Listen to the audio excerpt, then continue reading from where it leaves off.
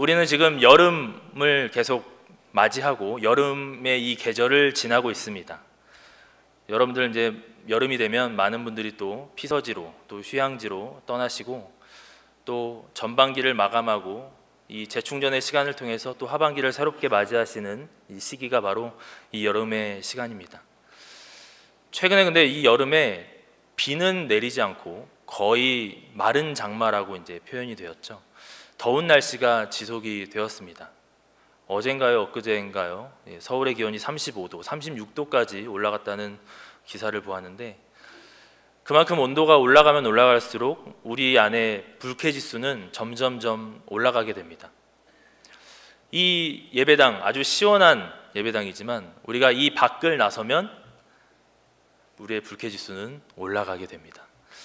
어제도 서울의 불쾌지수가 80까지 올라갔다는 뉴스를 접했는데요. 그만큼 이 더운 날씨에는 사람이 참 짜증도 많이 나고 그리고 그런 짜증으로 인해서 우리의 감정이 점점 요동치는 그런 이제 일들도 빈번하게 발생이 됩니다.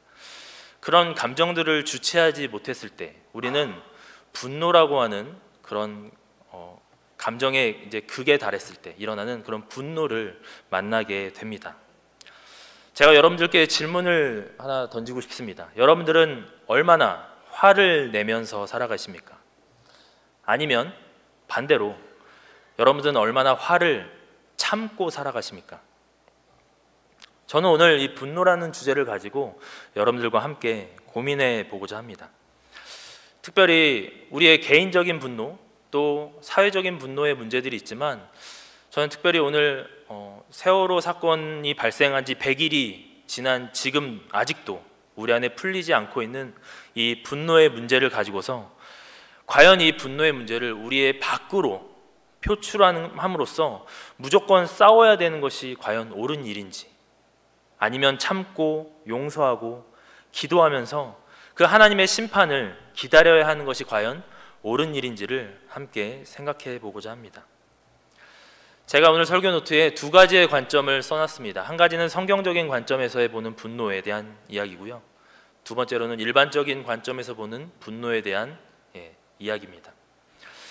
성경에서는 분노에 대한 그런 사건이나 장면들을 어렵지 않게 찾아볼 수 있습니다.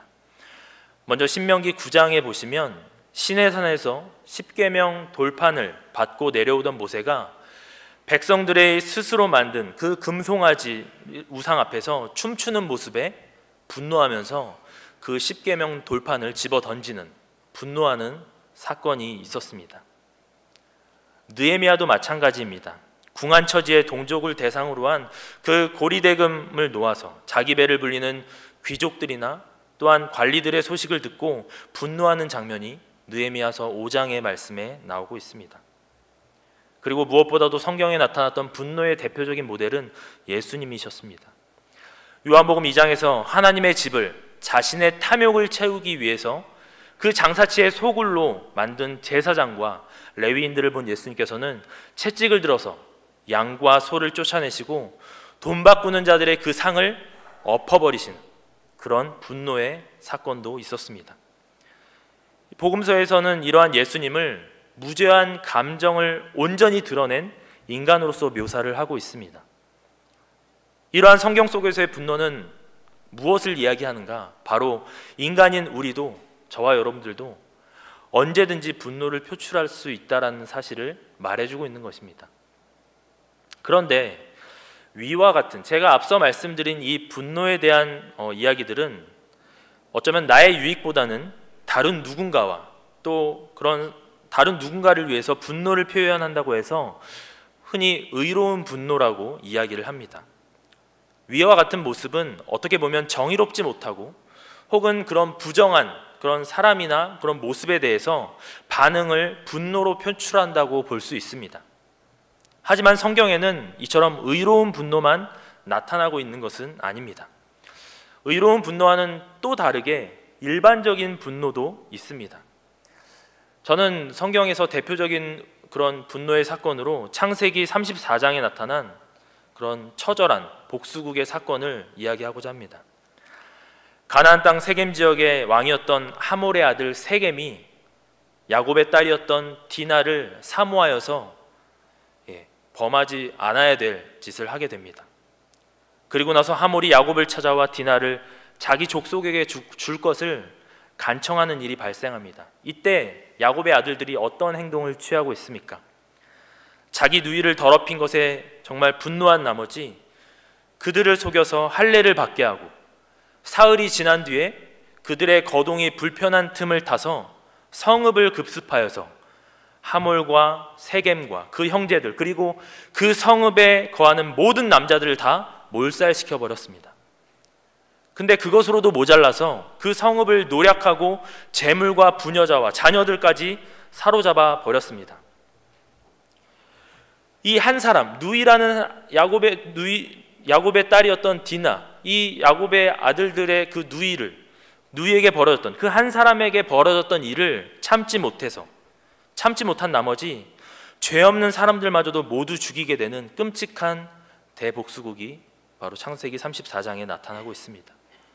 이에 아버지 야곱은 이 일로 말미암아서 가나안 족속에게 보복을 받게 될까 봐 두려워하면서 아들들의 안갚음을 한탄하고 꾸짖게 됩니다. 성경에서는 이 분노에 대한 사건들과 더불어서 이 분노에 대한 이 단어의 의미를 우리가 살펴볼 수 있는데요. 구약 성경에서 분노를 의미하는 단어는 아프라는 히브리어 단어입니다. 이 단어는 코 또는 콧구멍 그리고 얼굴을 의미하기도 합니다. 자, 여러분 한번 생각해 보십시오. 화가 난 사람들, 분노한 사람들의 모습이 어떻습니까? 코가 벌렁벌렁하지 않습니까? 이건 좀 자세히 관찰해야지 볼 수 있는 것이죠. 그리고 코가 벌렁벌렁, 그리고 코에서 또 입김이, 뜨거운 김이 나오고 무엇보다도 또 중요한 것은 안색이 완전히 달라진다는 것이죠. 화난 사람들의 모습을 보면 이전의 그런 선한 모습과는 완전 정반대의 그런 얼굴빛, 그런 안색을 보게 됩니다. 분노를 가리키는 또 다른 단어는 하라라는 단어가 있습니다. 이것은 불이라는 의미로도 쓰였습니다. 이 단어에서 모두 분노는 불처럼 맹렬히 타는 것입니다. 안색이 변할 정도로 불타올랐던 가인의 분노는 결국 그의 동생을 삼켜버렸습니다. 또한 야곱의 외삼촌이었던 라반은 야반 도주하던 딸 라헬과 야곱을 밤새 추적했는데 그들은 라반의 눈에 드러난 분노를 생생히 보았습니다. 이처럼 분노가 통제되지 않았을 때 우리는 얼마나 무서운 결과를 가지고 오는지 성경 속의 말씀을 통해서, 사건들을 통해서 우리는 볼 수 있습니다. 하지만 이와는 또 다르게 성경에서는 분노를 표출하지 않고 온전히 하나님께 맡겨야 한다고 말하기도 합니다. 시편 37편 7절과 8절 말씀에 여호와 앞에 잠잠하고 참고 기다리라. 자기 길이 형통하며 악한 꾀를 이루는 자 때문에 불평하지 말지어다. 분을 그치고 노를 버리며 불평하지 말라. 오히려 악을 만들 뿐이라. 시편에서는 이처럼 갈수록 분열과 싸움으로 험악해져가는 이 사회에서 그리스도인들이 해야 할 역할은 화평케 하는 일에 부름받은 평화의 사도라는 그 신분을 늘 의식하면서 분노를 이기는 데 힘써야 한다는 점을 이야기합니다. 이에 대표적인 예로 예수님께서는 마태복음 5장의 산상수훈의 말씀을 통해서 제자들에게 원수를 미워하지 말고 오히려 사랑하고 그를 위하여 기도하라고 권고하셨습니다.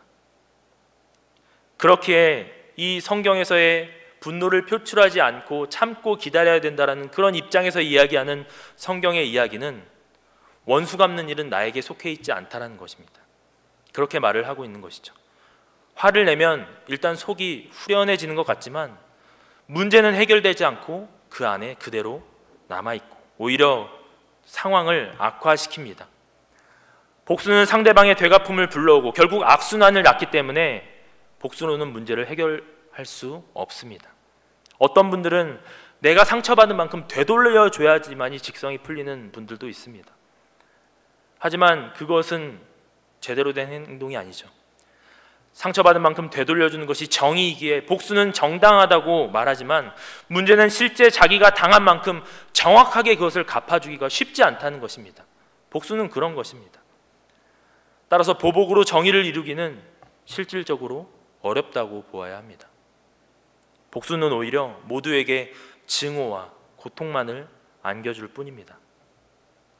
이런 현실적인 이유와 함께 그리스도인들이 분노를 피해야 할 신학적인 이유도 찾아볼 수 있는데요, 사도 바울은 로마서 12장 말씀을 통해서 그들이 실족할 그때에 내가 보복하리라는 신명기서 32장 35절 말씀을 인용하면서 친히 원수를 갚지 말고 하나님의 진노하심에 맡기라고 권면하고 있습니다.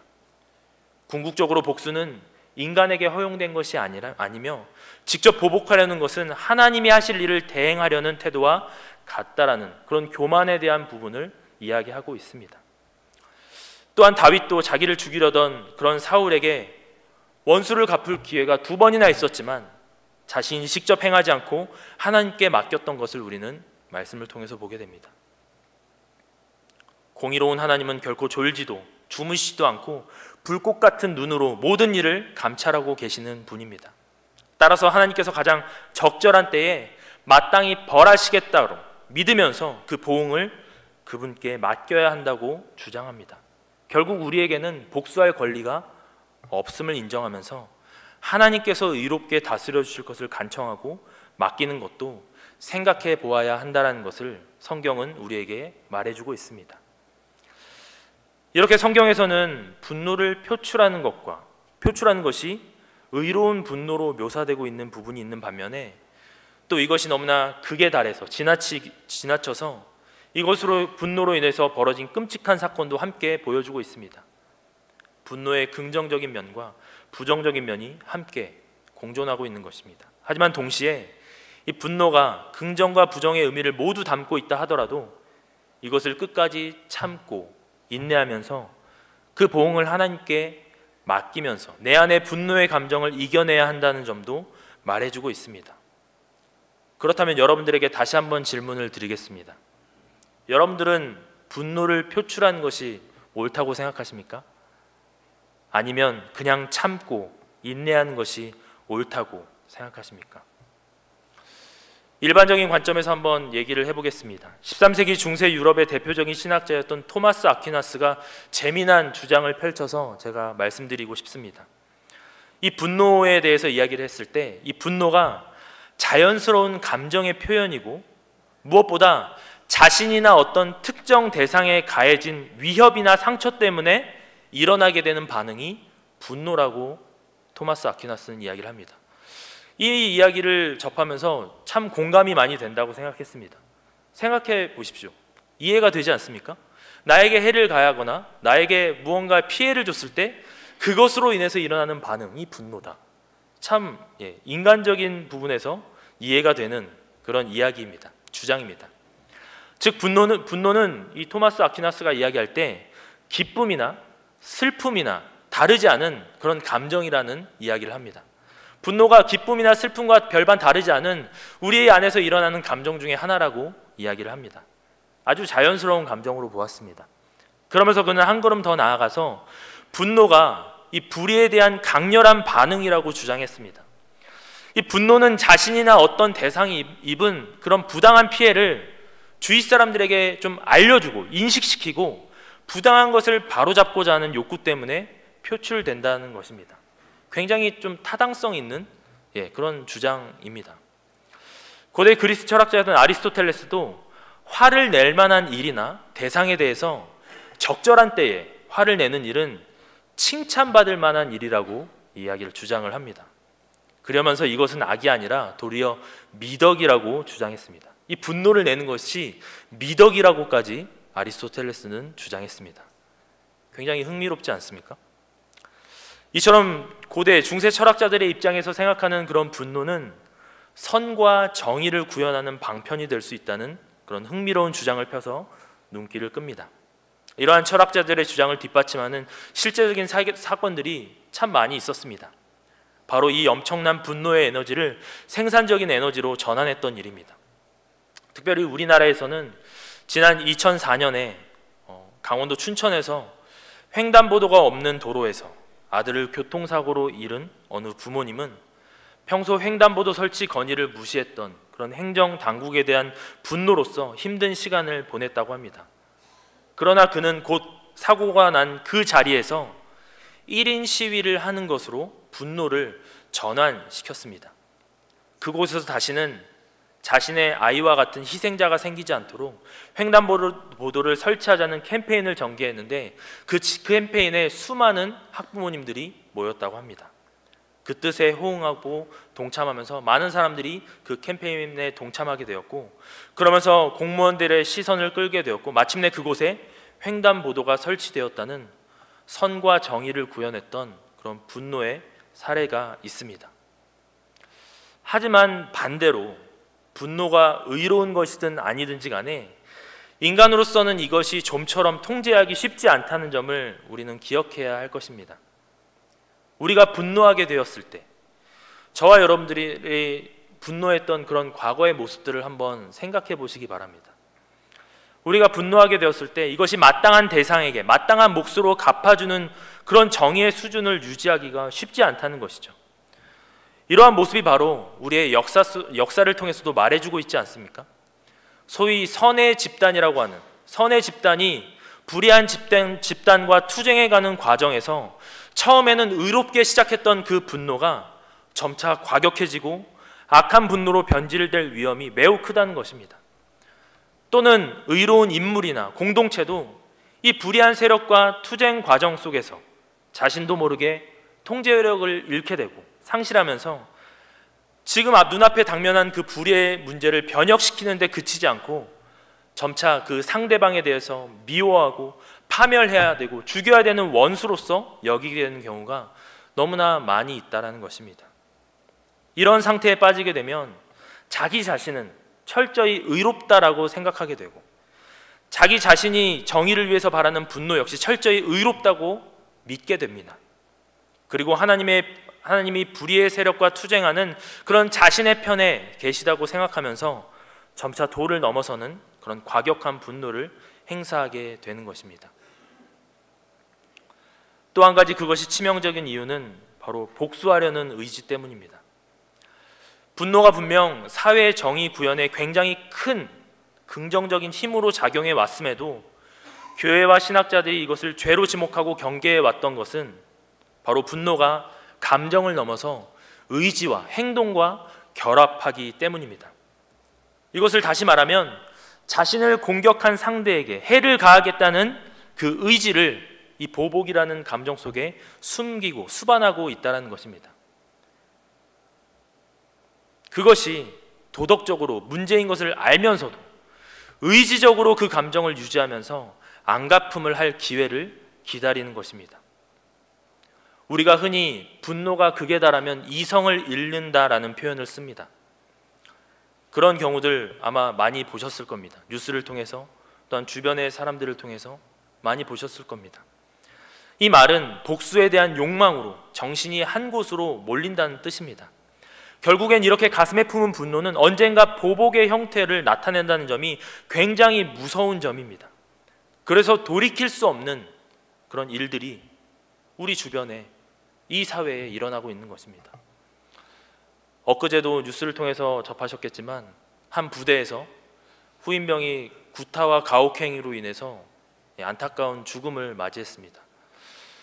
자신의 인생의 꽃을 피지도 못한 안타까운 그런 청년 한 명이 안타까운 죽음을 맞이했던 사건을 아마 여러분들 뉴스를 통해서 접하셨을 겁니다.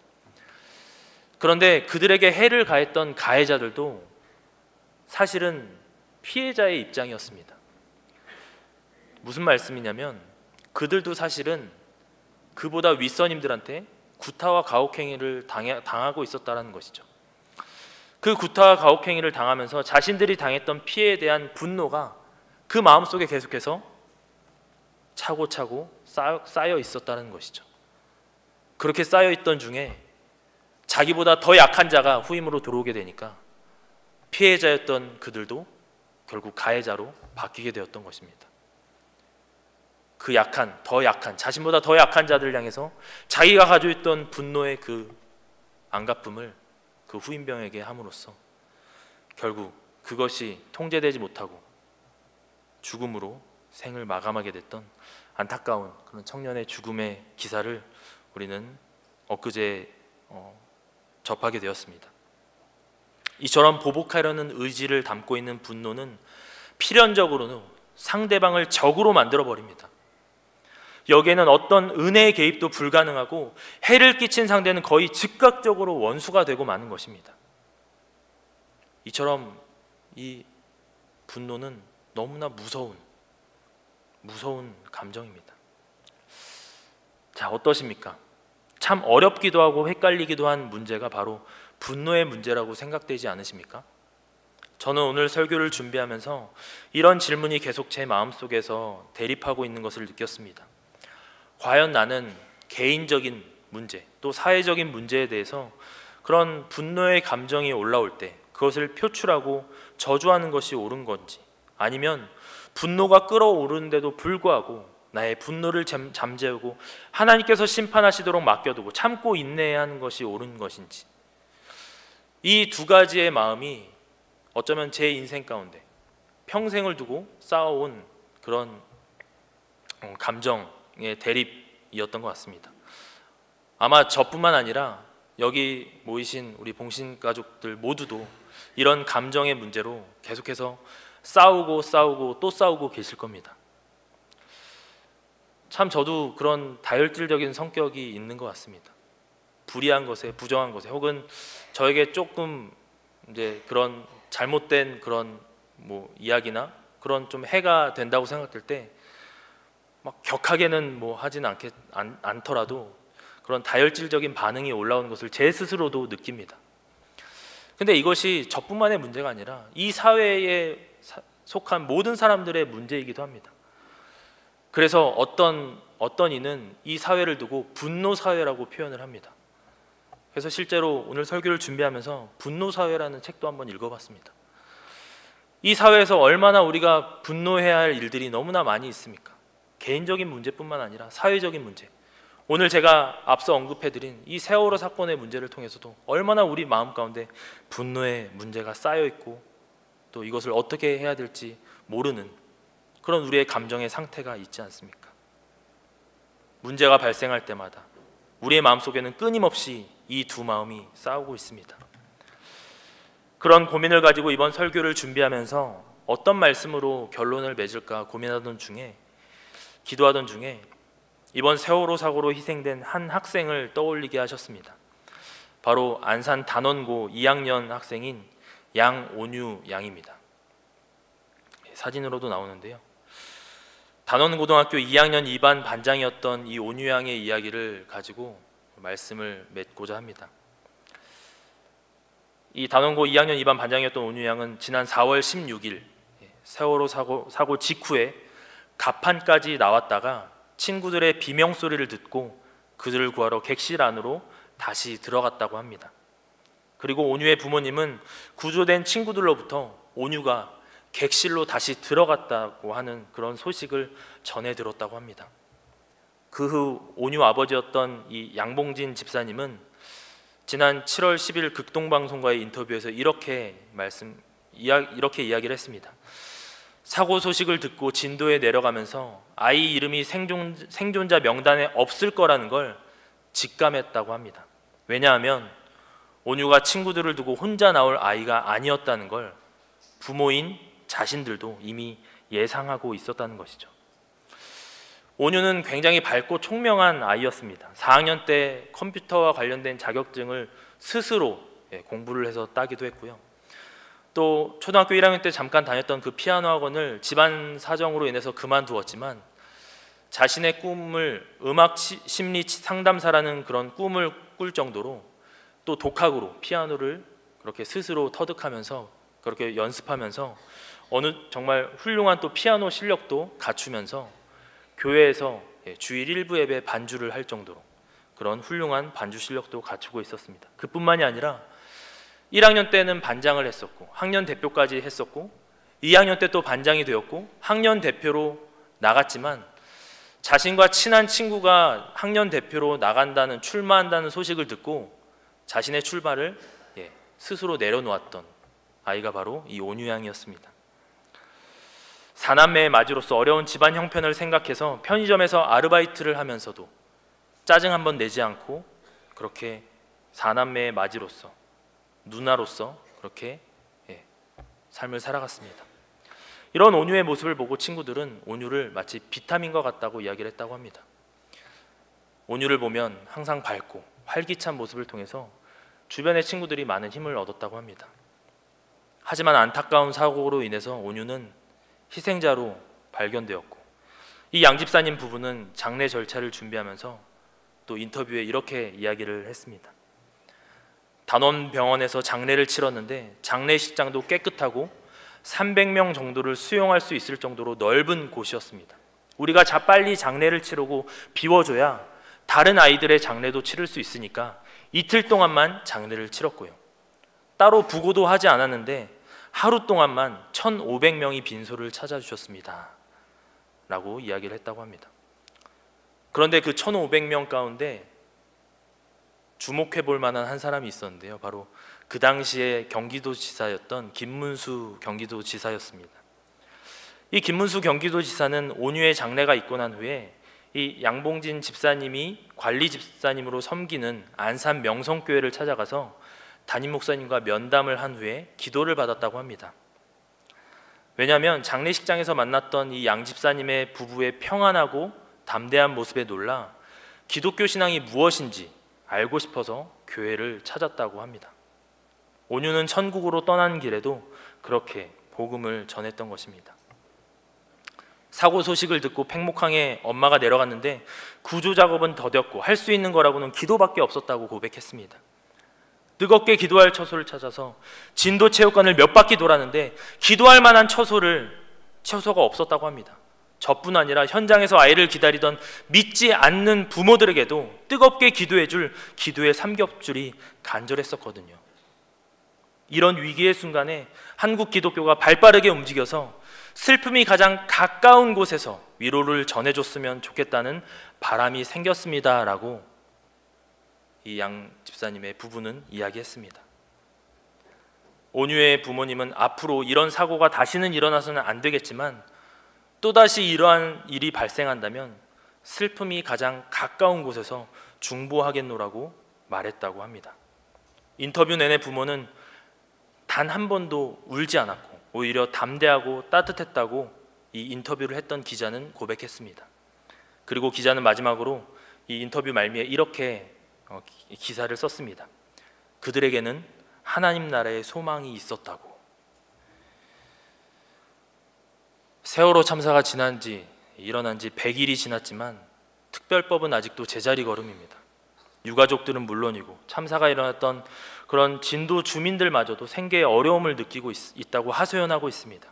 그 피해액만 무려 700억이 넘는다고 합니다. 무능한 정부, 검찰, 경찰, 그 어느 것 하나 믿을 수 없고 제대로 된 것이 없는 이 세상을 바라보면서 과연 희망이라는 것이 이 땅에 존재하고 있는가? 우리는 의심하고 분노하고 또 분노합니다. 하지만 이때 온유양의 부모님이 던져주는 메시지는 우리가 그리스도인으로서 어떻게 분노라는 에너지를 하나님의 방법으로 사용해야 하는지를 말해주고 있는 것 같았습니다. 온유양의 부모님들도 이 사고에 얼마나 분노하고 원망스러웠을지 우리는 상상할 수 없겠지만 자식을 잃은 다른 부모님들이 분노하고 원망하는 모습을 미디어를 통해서 접하지 않으셨습니까? 저도 자식이 있고 여러분들도 다 자식이 있습니다. 이 자식이 잃은 부모 마음을 어떻게 무엇으로 표현할 수 있겠습니까? 하지만 이 사고로 인해서 딸을 잃은 슬픔과 분노에 사로잡혀 있기보다는 이것을 계기로 앞으로 슬픔에 빠진 자들을 오히려 위로하고 기도하는 계기가 되기를 한국교회와 그리스도인들에게 호소하고 있었습니다. 저는 오늘 말씀을 시작하기 전에 두 가지의 질문을 여러분들께 던졌습니다. 분노의 문제를 가지고서 과연 우리가 가지고 있는 이 분노의 감정을 밖으로 드러냄으로써 싸워야 하는 것이 과연 옳은 것인지, 아니면 참고 용서하고 기도하면서 이 하나님의 심판을 기다려야 하는 것이 옳은 것인지. 그런데 우리가 기억해야 할 것은 이 두 가지는 결코 서로 배타적이지 않다는 점을 잊지 마시기 바랍니다. 우리 인간에게는 자유의지가 있습니다. 그렇기에 두 행동을 모두 취할 수 있는 존재라는 사실입니다. 하지만 이러한 두 행동을 취하기에 앞서 하나님께 먼저 분별력을 달라고 기도하시는 여러분들이 되기를 소망합니다.